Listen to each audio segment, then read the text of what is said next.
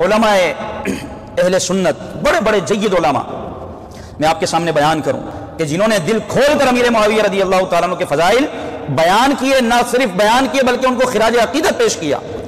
عبداللہ بن مبارک رحمۃ اللہ تعالیٰ علیہ بہت بڑا نام ہے، امام اعظم کے شاگرد ہیں حضرت عبداللہ بن مبارک رحمۃ اللہ تعالیٰ علیہ۔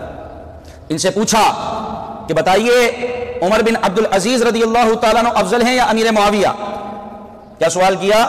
عمر بن عبد العزیز جو خلیفہ راشد ہیں، یعنی خلافت راشدہ کی طرز پر جنہوں نے حکومت کی، جن کو ثانیہ عمر بھی کہا جاتا ہے، عمر بن عبد العزیز رضی اللہ عنہ، بہت ہی زبردست قسم کے خلیفہ بادشاہ گزرے، اور ان کا ایک نام تھا، ان کا اپنا مقام تھا۔ تو سوال کرنے والے نے حضرت عبداللہ بن مبارک سے سوال کیا، حضور بتائیں عمر بن عبد العزیز افضل ہیں کہ امیر معاویہ رضی اللہ تعالیٰ عنہ؟ تو سنیں، یہ اکابر اہل سنت ہیں اور بڑے پائے کے عالم ہیں، سب کے نزدیک مسلم ہیں۔ عبداللہ بن مبارک رحمۃ اللہ تعالیٰ علیہ فرمانے لگے، تم امیر معاویہ اور عمر بن عبد العزیز میں تقابل مقابلہ کرتے ہو؟ امیر معاویہ کی ناک میں نبی پاک صلی اللہ علیہ وسلم کی ہمراہی کے دوران جو گرد و غبار حضرت امیر معاویہ کی ناک میں گیا، وہ گرد و غبار عمر بن عبد العزیز سے بھی افضل ہے۔ بولیے سبحان اللہ، آپ سمجھے بات کو؟ جو گرد نبی پاک صلی اللہ علیہ وسلم کی صحابیت میں، حضور کی ہمراہی میں جب وہ سفر کیا اور جس غزوات میں نبی پاک صلی اللہ علیہ وسلم کے ساتھ وہ شریک ہوئے، رفیق سفر بنے، اس سفر میں اڑنے والی گرد جو ان کے ناک میں گئی، وہ گرد بھی حضرت عمر بن عبد العزیز سے افضل ہے۔ اللہ اکبر، یہ شان ہے حضرت امیر معاویہ رضی اللہ تعالیٰ عنہ۔ یہ کون بیان کر رہے ہیں؟ عبداللہ بن مبارک۔ امام احمد بن حنبل، کروڑوں حنبلیوں کے پیشوا، آپ سے کسی نے کہا کہ حضور والا میرا ماموں ہے، ماموں میرا سگا رشتہ دار ہے، وہ حضرت امیر معاویہ کی بدگوئی کرتا ہے، ان کو برا کہتا ہے، اور میں اس کے ساتھ بیٹھتا بھی ہوں، کھاتا بھی ہوں، کھانا بھی کھاتا ہوں، اس کے ساتھ ہم کلام بھی ہوتا ہوں، تو آپ مجھے کیا ارشاد فرماتے ہیں؟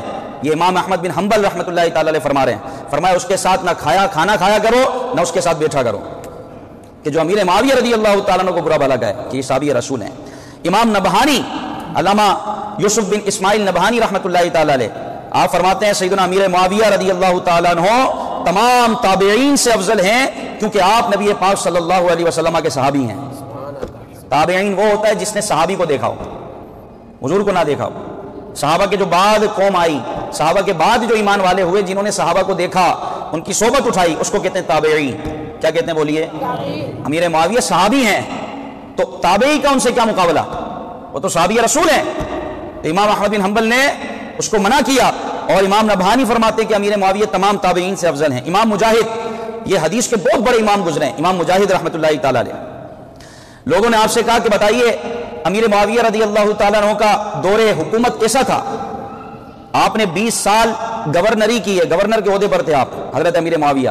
سیدنا صدیق اکبر نے آپ کو گورنر بنایا، فاروق اعظم نے آپ کو باقی رکھا، عثمان غنی نے بھی آپ کو گورنر باقی رکھا۔ 20 سال آپ گورنر رہے حضرت امیر معاویہ، اور پھر بعد میں 20 سال آپ بادشاہ اسلام رہے، یوں 40 سال آپ نے حکومت فرمائی حضرت امیر معاویہ رضی اللہ تعالیٰ عنہ نے۔ اور اس دور میں آپ نے اسلام کو اتنا پھیلا دیا کہ ملک شام میں جو رومی قابض تھے، رومیوں کی جڑوں کو کھیلنے والے حضرت امیر معاویہ رضی اللہ تعالیٰ عنہ، پورا ملک شام، اس کے ساتھ قبرص اور نہ جانے کتنے شہر آپ نے فتح کیے، اور 64 لاکھ مربع میل پر آپ نے اسلام کو پہنچا دیا۔ 64 لاکھ مربع میل آدھی دنیا بنتی ہے، یہ حضرت امیر معاویہ رضی اللہ تعالیٰ عنہ تھے۔ تو امام مجاہد کہتے ہیں کہ اگر تم حضرت امیر معاویہ کو دیکھ لیتے تو کہتے کہ یہی مہدی ہدایت یافتہ ہیں، ہدایت والے ہیں۔ کیوں؟ اس لیے کہ نبی پاک صلی اللہ علیہ وسلم نے آپ کے لیے دعا فرمائی تھی، اللہم اجعلہ ہادیا و مہدیا، اے اللہ معاویہ کو مہدی ہدایت یافتہ بنا، ہادی ہدایت دینے والا بنا۔ یہ حدیثوں میں موجود ہے، نبی پاک صلی اللہ علیہ وسلم کی دعائیں ہیں حضرت امیر معاویہ رضی اللہ تعالیٰ عنہ کے بارے میں۔